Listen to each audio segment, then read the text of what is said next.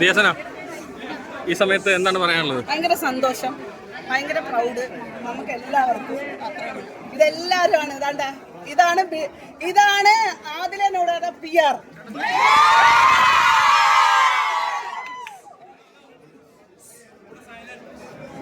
Silence.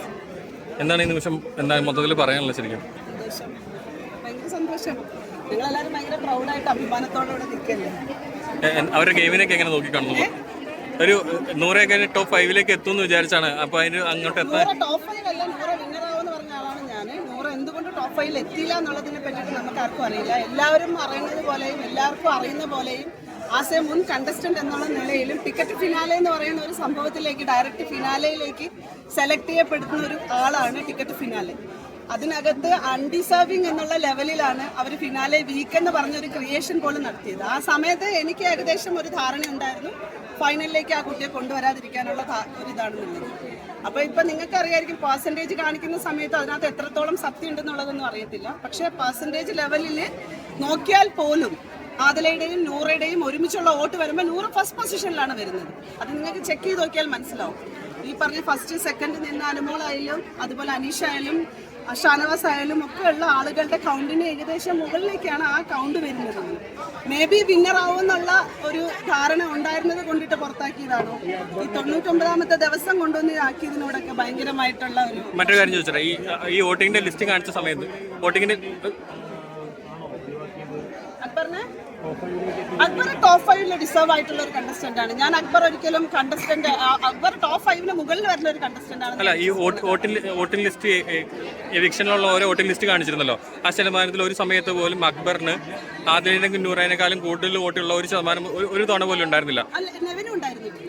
എന്നിട്ട് എന്തുകൊണ്ടായിരിക്കും ഇങ്ങനെ അങ്ങനെ ഒരു വ്യത്യാസം വന്നത്? അറിയത്തില്ല. അതാണ് ഞാൻ പറഞ്ഞത്. ഇതൊരു ഈ വോട്ടിംഗ് കൗണ്ട് എന്ന് പറയുന്നത് അവർ കാണിക്കണതല്ലേ. ഞങ്ങൾക്കറിയാമല്ലോ ഞങ്ങളെ കുട്ടികൾക്ക് ചെയ്തിരിക്കുന്ന വോട്ട് എത്രത്തോളം ഉണ്ടെന്ന്.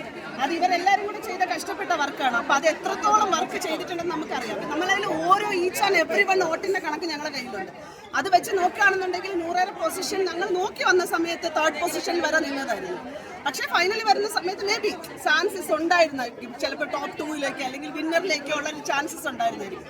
പക്ഷെ ആ 3 പൊസിഷൻ ഞങ്ങൾ കണ്ടിട്ട് പെട്ടെന്ന് ഒരു സുപ്രഭാതത്തിൽ ടപ്പേന്ന് പറഞ്ഞിട്ട് ആളുകളെ പുറത്താക്കുക എന്ന് പറയുന്നത് അതൊരു അൺഫെയർ ആയിട്ടുള്ള ഒരു കാര്യം. ഈ ആദിലെ നൂറയും അല്ലെങ്കിൽ അനുമോളായിട്ടുള്ള ഒരു ഇഷ്യൂ ഒക്കെ ഇതിനകത്ത് ബാധിച്ചിട്ടുണ്ടെന്ന് തോന്നുന്നുണ്ടോ? ഇല്ല, ഒരിക്കലും ഇല്ല. കാരണം അനുമോളുടെ ഓഡിയൻസ് വേറെ, ആദിലയുടെ ഓഡിയൻസ് വേറെ, നൂറയുടെ ഓഡിയൻസ് വേറെയാണ്. ആദിലയുടെ നൂറയുടെ ഓഡിയൻസ് എന്ന് പറയുന്ന ഒരു പട്ട ഗേൾസ് എന്ന് പറയുന്ന ഒരു ടീമുണ്ട്. അവരുടെ ഓഡിയൻസ് അവരുടെ ഒരു ടീം കൂടി നോക്കിക്കഴിഞ്ഞാൽ അത് ഒരു പരിധിയിൽ മാത്രമേ ഉള്ളൂ ആ ഒരു കണക്ക് എന്ന് പോലും പറയുന്നത്.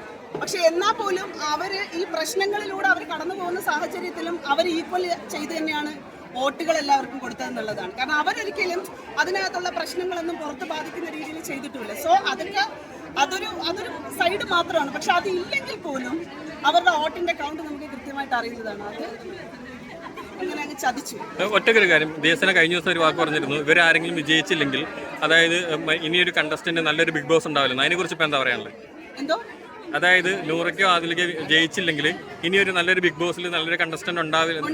അതിനെ കുറിച്ച് എന്താ പറയാനുള്ളത്? അത് അത്രയും ചരിത്ര സംഭവവും ഏറ്റവും വലിയ TRP ഉണ്ടാക്കിയ 2 പെൺകുട്ടികളാണ് നൂറയും ആദിലയും. ഈ സീസൺ അറിയപ്പെട്ടത്, ഈ സീസൺ ചലഞ്ച് ആയത് നൂറയുടെ ആദിലയുടെയും പേരിലാണ്. അതുകൊണ്ട്